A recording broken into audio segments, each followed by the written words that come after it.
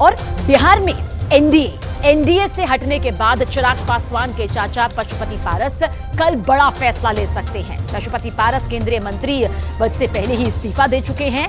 खबर यह है कि चाचा पशुपति पारस चिराग पासवान के खिलाफ हाजीपुर से चुनावी मैदान में ताल ठोक सकते हैं। लेकिन चुनाव को लेकर उससे भी बड़ी खबर महाराष्ट्र और झारखंड से, जिसने कांग्रेस और उसके गठबंधन साथियों को बेहद परेशान कर दिया है।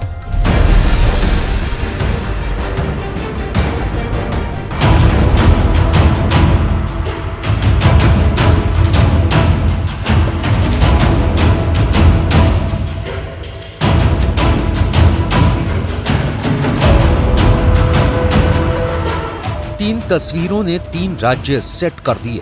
3 तस्वीरों में 3 लीडर अब बीजेपी के साथ मिलकर 3 सूबों में 3 सियासी ताकतों का मुकाबला करेंगे। झारखंड में सोरेन वर्सेस सोरेन, महाराष्ट्र में ठाकरे वर्सेस ठाकरे, बिहार में पासवान वर्सेस पासवान।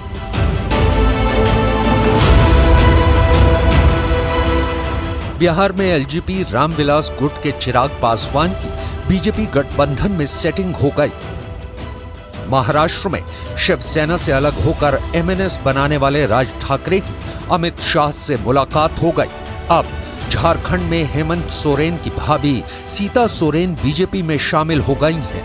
तीनों अपने अपने राज्यों में बीजेपी के साथ मिलकर उन राजनीतिक घरानों को टक्कर देंगे जिनका वोट बैंक 2024 के लोकसभा चुनाव में इंडिया गठबंधन के साथ वोट करने वाला है। बिहार में 40 सीट, झारखंड में 14 सीट और महाराष्ट्र में 48 सीट। महाराष्ट्र में एनडीए और इंडिया दोनों गठबंधन की सीट फाइनल नहीं हुई है। झारखंड में भी यही हाल है।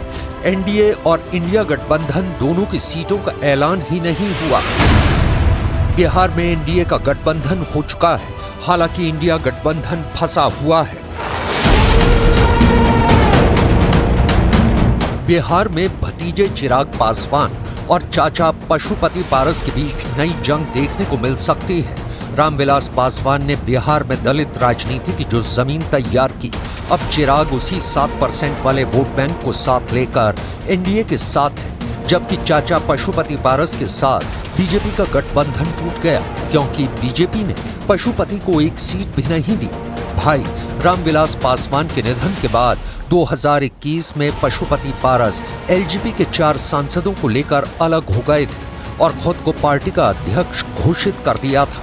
अब पशुपति पारस को बीजेपी से 5 सीट मिलने की उम्मीद थी, लेकिन लोकसभा चुनाव से ऐन पहले चिराग पासवान की जेपी नड्डा से मुलाकात हुई और पशुपति पारस को हटाकर बीजेपी ने बिहार में चिराग पासवान से गठबंधन कर लिया। कल विधिवत घोषणा हो गया। हम लोग 5 सांसद थे, हमारी पार्टी में 5 सांसद थे। मैंने बहुत ईमानदारी, बहुत लगन से, वफादारी से मैंने एनडीए की सेवा की। मैं भारत सरकार के कैबिनेट मंत्री से मैं त्याग पत्र देता हूँ। बिहार में बीजेपी 17 सीटों पर लड़ेगी, जेडीयू 16 पर, चिराग पासवान की एलजेपी जीतन राम मांझी का हिंदुस्तान आवाम मोर्चा और 1 पर ही उपेंद्र कुशवाहा की राष्ट्रीय लोक समता पार्टी। यानी पशुपति पारस को इस पूरी सीट शेयरिंग से गायब कर दिया गया। पशुपति पारस केंद्रीय मंत्री पद से इस्तीफा दे चुके हैं। अब उनके सामने 2 ही विकल्प है, या तो वो अकेले चुनाव मैदान में जाएं या फिर महागठबंधन का हिस्सा बने। कयास लगाए जा रहे हैं कि चाचा पशुपति पारस अपने भतीजे चिराग पासवान के खिलाफ हाजीपुर से चुनाव लड़ सकते हैं। हाजीपुर रामविलास पासवान की सीट रही है और पशुपति पारस 2019 में यहां से सांसद बने थे। बिहार में पासवान वर्सेस पासवान, तो झारखंड में सोरेन वर्सेस सोरेन की पिक्चर बन रही है। 14 लोकसभा सीट वाले झारखंड में झारखंड मुक्ति मोर्चा को बीजेपी मुख्यालय से आई ये तस्वीर परेशान कर रही है। पूर्व सीएम हेमंत सोरेन की भाभी शिबू सोरेन की बहू और मौजूदा विधायक सीता सोरेन बीजेपी में शामिल हो गई हैं। वहाँ के हमारे मजदूरों के लिए, हमारे वहाँ के आदिवासियों के लिए, वहाँ कई माइनॉरिटी के लोग हैं, उनको हक ही नहीं मिलेगा तो फिर हम ऐसे जगह में रह करके क्या करेंगे जहाँ से मेरा कोई बात ही नहीं चल रहा है, कोई सुनवाई ही नहीं हो रहा है, हम विकास का कार्य में भागीदारी नहीं कर पा रहे हैं। तो इसीलिए हमको ये निर्णय लेना पड़ा। सोरेन परिवार में ही सियासी दंगल शुरू हो गया है। खबर है कि झारखंड के दुमका से बीजेपी सीता सोरेन को चुनाव लड़ा सकती है। दुमका सीट शिबू सोरेन की सीट रही है, जहां से वो 8 बार चुनाव जीत चुके हैं। हालांकि 2019 में वो भी हार गए थे, लेकिन इस बार दुमका सीट पर सोरेन वर्सेस सोरेन देखने को मिल सकता है।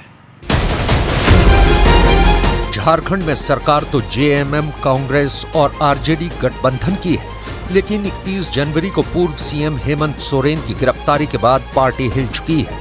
भले ही चंपई सोरेन अब सीएम है, लेकिन हेमंत सोरेन पर लगे भ्रष्टाचार के आरोपों की वजह से जेएमएम को बड़ा झटका लगा है। राहुल गांधी की भारत जोड़ो न्याय यात्रा के समापन पर उनकी पत्नी कल्पना सोरेन भी मुंबई पहुंची थी।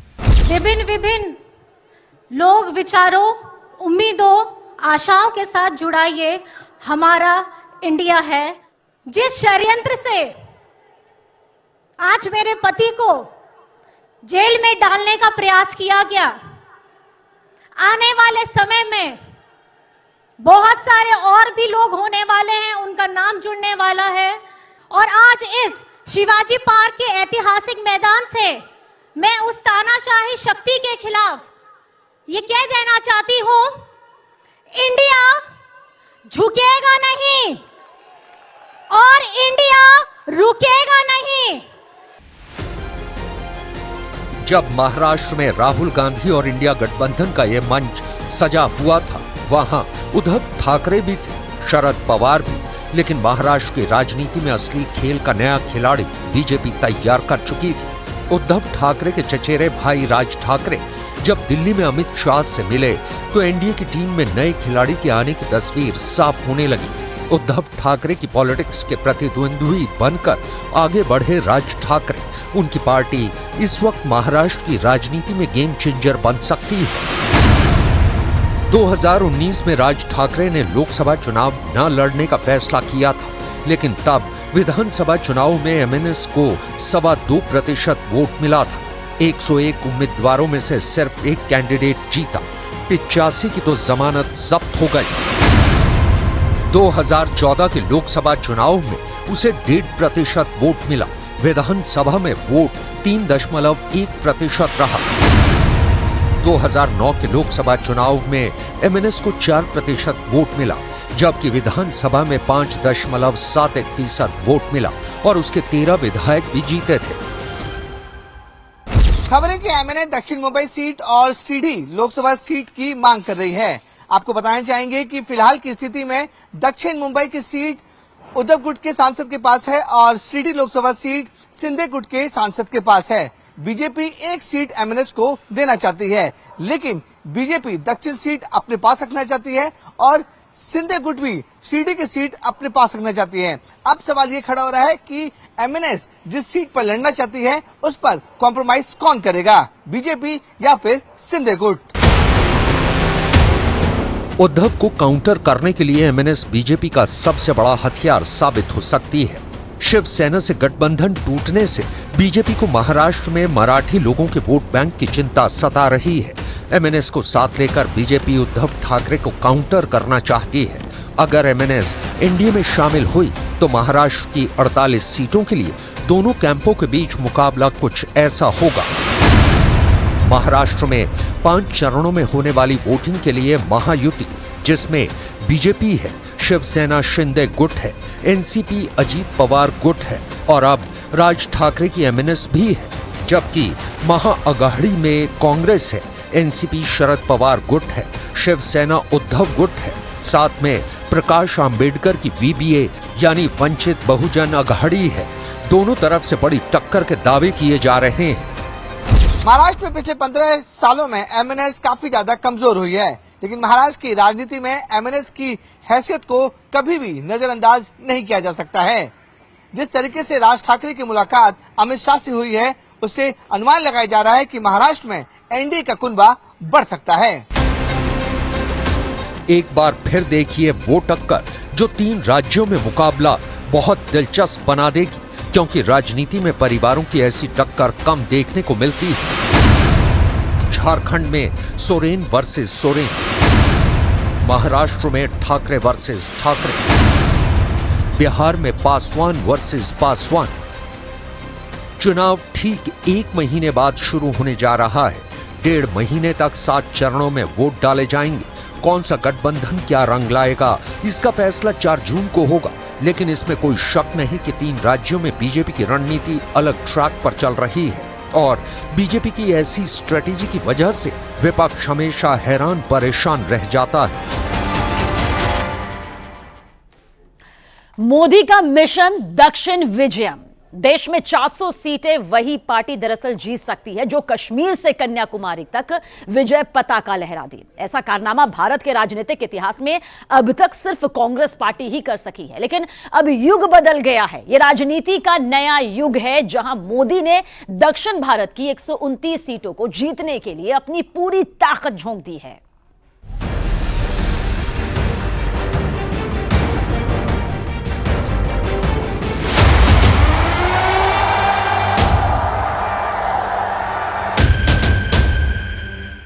मेरे लिए हर मां शक्ति का रूप है। अब पूरा देश कह रहा है 4 जून को 400 पार।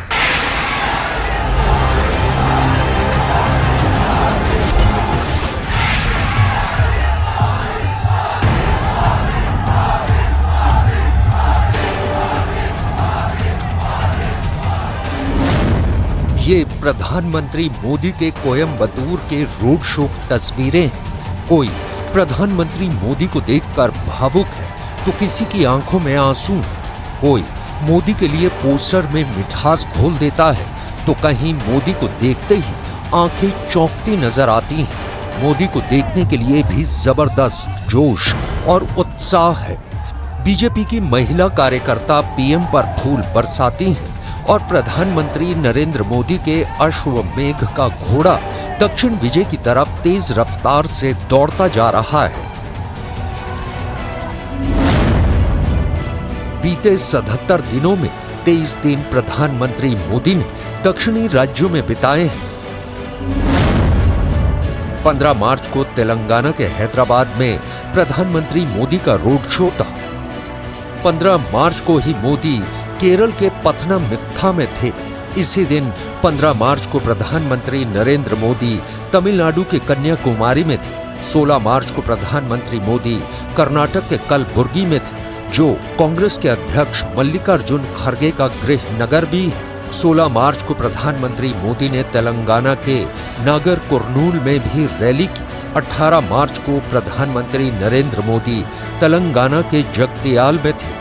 इसी तारीख को ही प्रधानमंत्री नरेंद्र मोदी कर्नाटक के शिवमोगा में थे और इसी दिन यानी 18 मार्च को ही प्रधानमंत्री नरेंद्र मोदी ने तमिलनाडु के कोयम्बटूर में भी एक रोड शो किया। 19 मार्च को प्रधानमंत्री मोदी ने तमिलनाडु के सेलम और केरल के पलक्कड़ में रैली की। अब तमिलनाडु ये डिसाइड कर चुका है कि 19 अप्रैल को एक वोट बीजेपी को जाएगा, एनडीए को जाएगा।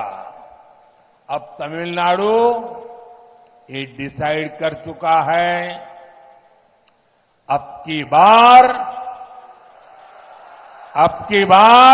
400 पार, अब की बार 400 पार, डेवलप भारत के लिए 400 पार, डेवलप भारत के लिए 400 पार, डेवलप तमिलनाडु के लिए 400 पार। इस बार 3 राज्यों के लोकसभा चुनाव जो कि दक्षिण भारत में हैं, उसके लिए पीएम मोदी ने 120 घंटे के चुनाव प्रचार अभियान का समय रख रखा है।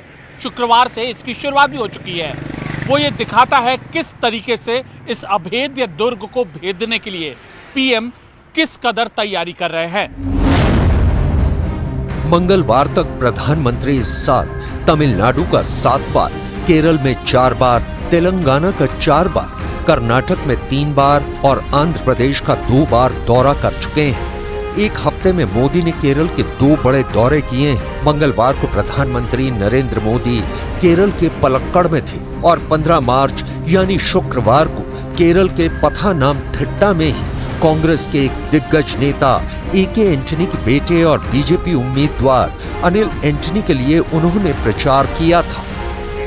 दरअसल 400 पार का नारा तभी सच में पूरा होगा जब बीजेपी दक्षिण के दुर्ग पर भी विजय हासिल कर ले। इनमें खास तौर पर तमिलनाडु, आंध्र प्रदेश और केरल शामिल हैं। इस बार बीजेपी को इन 3 राज्यों में खाता खोलने की उम्मीद है। बीजेपी की कोशिश है कि इन राज्यों में सीटें बढ़ाई जाएं, तभी 400 पार का मिशन पूरा हो सकेगा। बीजेपी को इस बार इन 3 राज्यों में खाता खोलने की उम्मीद है। आंकड़ों पर नजर डालें तो दक्षिण के राज्यों में लोकसभा की 129 सीटें हैं। इनमें से 2019 में बीजेपी को सिर्फ 29 सीटों पर जीत मिली थी, जबकि विपक्ष को 100 सीटें मिली थी। कर्नाटक में बीजेपी का प्रदर्शन अच्छा था, जहां 28 में से 25 सीटों पर उसकी जीत हुई। वहीं तेलंगाना में भी उसने अच्छा प्रदर्शन किया और 17 में से 4 सीटों पर जीत दर्ज की। लेकिन तमिलनाडु, आंध्र प्रदेश और केरल में बीजेपी का खाता नहीं खोला। दक्षिण विजय अभियान के तहत 5 राज्यों की 129 सीटों को कवर करते हुए प्रधानमंत्री ने ईवीएम और एजेंसियों के दुरुपयोग पर राहुल गांधी के बयान को नया मोड़ दे दिया। मुंबई के शिवाजी पार्क में इंडी अलायंस ने खुलेआम घोषणा की है कि हिंदू धर्म की जिस शक्ति में आस्था होती है, उन्हें इस शक्ति का विनाश करना है। हिंदू धर्म में शक्ति किसे कहते हैं, ये तमिलनाडु का हर व्यक्ति जानता है। दिल्ली में सत्ता का रास्ता उत्तर प्रदेश से होकर जा सकता है, लेकिन इस बार एनडीए 400 पार का रास्ता दक्षिण भारत से होकर गुजरेगा। हमारा लक्ष्य इस बार 5 दक्षिणी राज्यों में एनडीए के लिए 50-60 सीटें जीतने का है। यही वो चीज है जो एनडीए को 400 सीटों से आगे ले जाएगी। कुछ दिनों पहले न्यूज 18 के मेगा पोल में यह अनुमान लगाया गया था कि एनडीए इस बार लोकसभा चुनाव में 58 सीटें जीत सकता है, और अगर ऐसा हुआ तो 2019 के लोकसभा चुनाव के अपेक्षा में यह तादाद दुगनी होगी। न्यूज 18 ओपिनियन पोल में एनडीए को आंध्र प्रदेश में 18, तेलंगाना में 8, कर्नाटक में 25, तमिलनाडु में 5 और केरल में 2 सीटें मिलने का अनुमान लगाया गया है। बीजेपी ने आंध्र प्रदेश में चंद्रबाबू नायडू की टीडीपी और पवन कल्याण की जनसेना के साथ गठबंधन किया है, जहां उसे 2019 में कोई सीट नहीं मिली थी। मैं आप सबके बीच आंध्र प्रदेश में हूं। यहां मुझे कोटप, कोंडा से ब्रह्मा, विष्णु और महेश तीनों का आशीर्वाद मिल रहा है। त्रिदेवों के इस आशीर्वाद से हमारी सरकार के तीसरे कार्यकाल में देश और भी बड़े निर्णय लेगा। कर्नाटक में बीएस येदियुरप्पा को प्रधानमंत्री मोदी ने सम्मानित किया। येदियुरप्पा ने एक जननेता बनने के लिए लिंगायतों के उच्च जाति समूह का सामाजिक आधार बनाया था।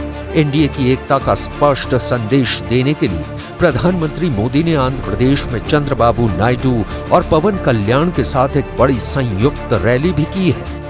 आप सब देखिए, ये संयोग देखिए, इस बार चुनावों के परिणाम 4 जून को आने वाले हैं। अब पूरा देश कह रहा है 4 जून को 400 पार। विकसित भारत के लिए 400 पार। ये साफ लग रहा है कि प्रधानमंत्री नरेंद्र मोदी इस बार दक्षिण भारत में पहले से ज्यादा समय देना चाहते हैं ताकि बीजेपी 370 पार के लक्ष्य को पूरा कर सके।